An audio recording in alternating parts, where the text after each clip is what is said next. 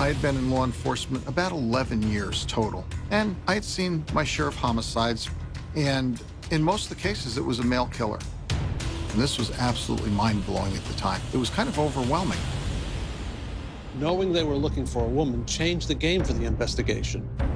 A piece of eyewitness testimony now becomes a critical lead in the case. We had this case involving Peter Sims, who was missing out of South Florida. And this vehicle was found in our county. It was his vehicle. The vehicle had been involved in a car crash. And seen walking away from that car crash were two women. Investigators now believe they could use the witness testimony to identify them. Two composite sketches were generated to see if we can get these people identified.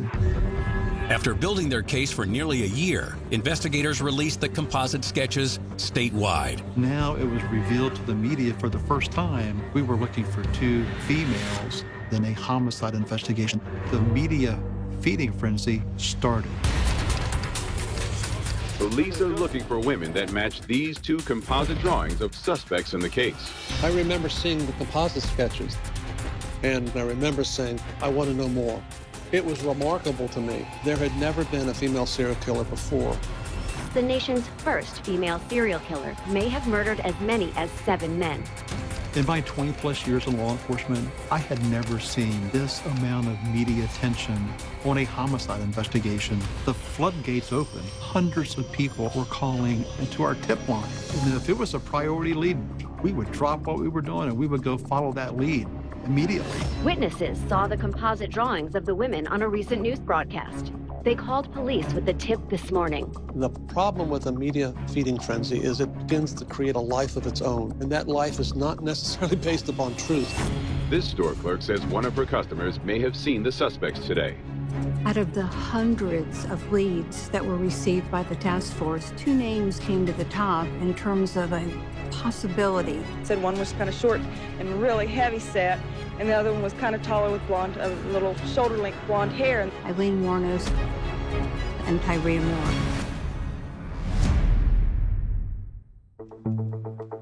Before we could go and pick these people up and talk to them, we needed to determine if they had a criminal history, and if they did, was it for a crime of violence? Because you don't walk in and ask somebody questions that you don't know the answer to. We discovered Tyria Moore did not have a criminal history, but Eileen Wuornos had a lot of aliases. She had a criminal history, and put her more in the kind of person who would commit this crime. After investigating the suspects' backgrounds, detectives tracked them to Port Orange, Florida. One of the leads that came in said that these girls were staying at a last known address of the Fairview Motel in Port Orange. So we had one of the detectives check that out. And sure enough, this is where things started to roll. We checked pawn shops, and we found a couple of pawn tickets in the same name that they had rented the room at the Fairview. David Spears had a box of tools taken from his truck. And one of the pawn tickets was for a box of tools. This item was pawned 1 month after David Spears was killed. The other pawn ticket we found was for a 35mm camera and a radar detector. Those were the items taken from Richard Mallory. So now we were onto something good. The state of Florida requires all pawn shops to take fingerprints when customers are pawning items. We checked the thumbprint through the database, and it came back to Lori Grody, which was another alias that Aileen used. So now we had prints and photos and an arrest record. And now we had an idea of who we were looking for.